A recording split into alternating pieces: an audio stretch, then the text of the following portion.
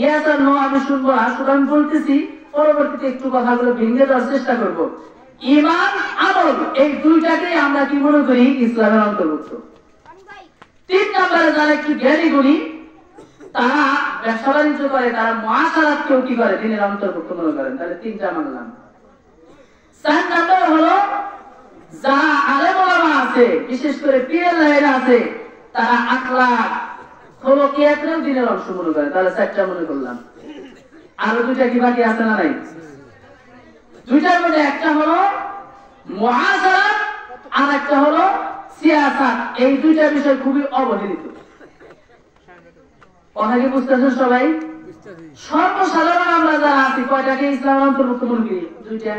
যারা একটু মোটামুটি শিক্ষিত 3টা মনে করে, যারা আলেম ওলামা তারা কয়টা মনে করতেছে? 4টা।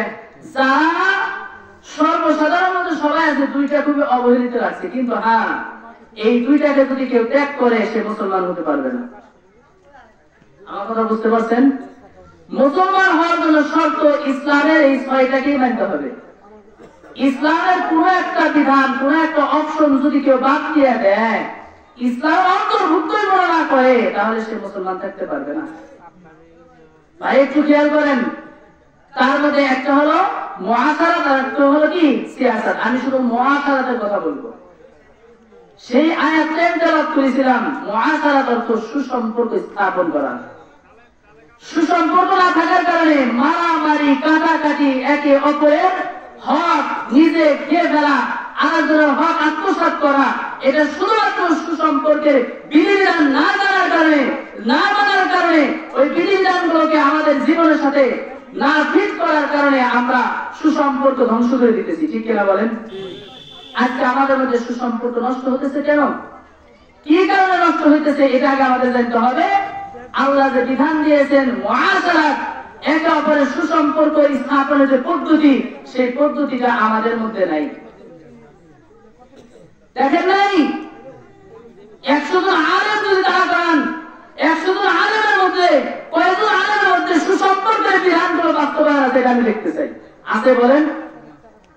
কেউ দেখতে পাইছেন? আপনারা হয়তো বুঝেন না, যারা জ্ঞানী তারা বুঝে। সুসম্পর্কের বিধান অনেক আলেমের মধ্যেও নাই, অনেক শিক্ষাবিদ যারা আছে, যারা একটু জ্ঞানী বলি তাদের মধ্যে নাই, সর্বসাধারণের মধ্যে নাই।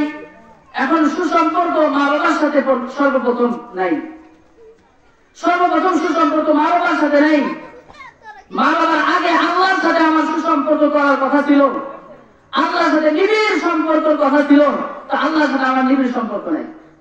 তা আল্লাহ পাক রব্বুল আলামিনকে আমরা ভালোবাসবো কিভাবে? তাকে আমি কিভাবে আপন করে নেব? সেটার মাধ্যম হলো নামাজ। নামাজ ছাড়া কোন ব্যক্তি আল্লাহর সাথে সুসম্পর্ক স্থাপন করতে পারবে না, পারবে না, কখনোই পারবে না।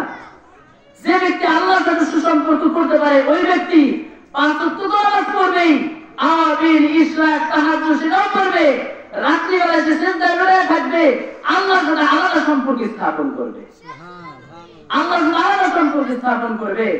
তা আমাদের সম্পর্ক হয় দুনিয়ার মানুষের সাথে। দেখেন নেতার সাথে সম্পর্ক, আল্লাহর সাথে সম্পর্ক ভালো নাই। দেখেন মেম্বারের সাথে সম্পর্ক ভালো, আল্লাহর সাথে সম্পর্ক ভালো নাই।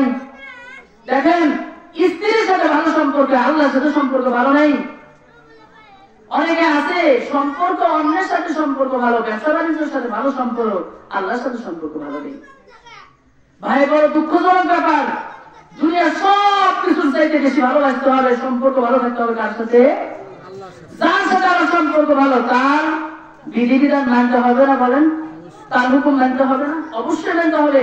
যদি তার বিধিবিধান যদি না মানি, তার পছন্দ যদি আমার পছন্দ না হয়, তাহলে তার সম্পর্কে আমার ভালো হলো কিভাবে? সে চায়, আল্লাহ চায় আমি যেন হারাম কাজে লিপ্ত না হয়, আমি হারাম কাজ করতেছি। সে চায় আমি যেন কোন রকমের আল্লাহ বিরোধী, খোদা দ্রোহিতার কোন কাজকর্ম আমি যেন না করি, কিন্তু আমি করতেছি। তা আল্লাহর সাথে সম্পর্ক আমার কি ভালো হইল? সম্পর্ক ভালো হইল না। তা আল্লাহ পাক রব্বুল আলামিনের সাথে সম্পর্ক ভালো রাখার জন্য আমাদের চেষ্টা করতে হবে, অনেক চেষ্টা করতে হবে।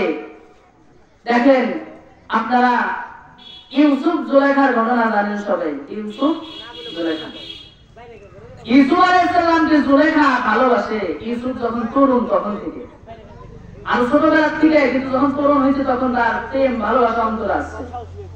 তাকে ভালোবাসছে কিভাবে?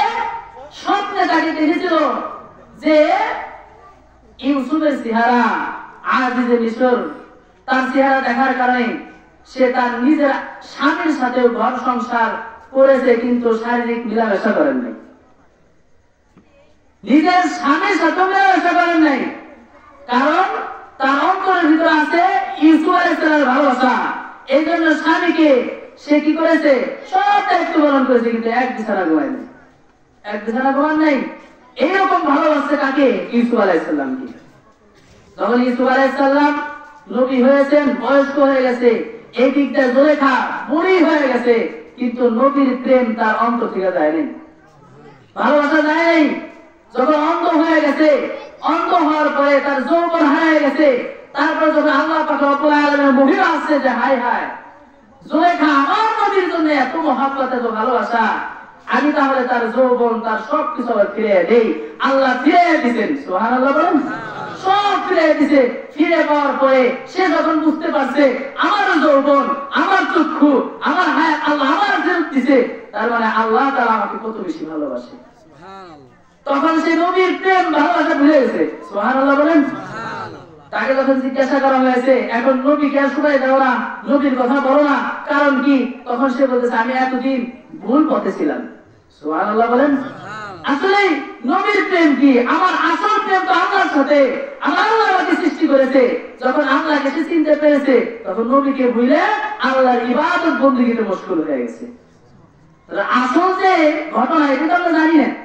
আমরা যে গান গায় যে ইউসুফ নবী নাকি প্রেম করছে, তার প্রেমের জুলেখা বিবি, সম্পূর্ণ ভুয়া মিথ্যা কথা। ইউসুফ আলাইহিস সালাম প্রেম তিনি করেন নাই, মহব্বত ইউসুফ আলাইহিস সালাম করেন নাই, করছেন কে?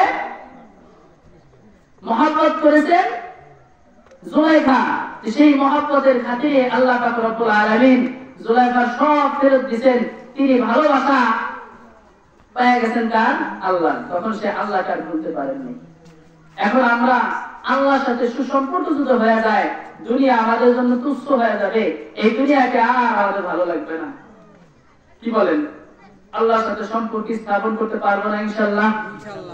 আর দ্বিতীয় নাম্বার, আল্লাহর পরবর্তী যে বান্দা যারা আছে তাদের সাথে সুসম্পর্ক রাখবো, সেটার মাধ্যমে আল্লাহ রাসূল বলেছেন আল মুসলিমু মান সালিমাল মুসলিমুনা মিন লিসানিহি ওয়া ইয়াদিহি। মানুষের সাথে যদি আমার ভালো সম্পর্ক হয়, এই সম্পর্কের মাধ্যম হলো আমার হাত, আমার জবান দ্বারা কেউ যেন কষ্ট না পায়। সেটা আমার কথাবার্তা হোক, ব্যবহার আচরণ হোক, আমরা কাউকে কষ্ট দিব না। কি বলেন? পারবো না ইনশাআল্লাহ? আমরা কষ্ট দিব না। যদি কষ্ট দেই, তখন আল্লাহ পাক রব্বুল আলামিন আমাদের প্রতি নারাজ হয়ে যান যে আমার বান্দাকে তুমি কষ্ট দিছো।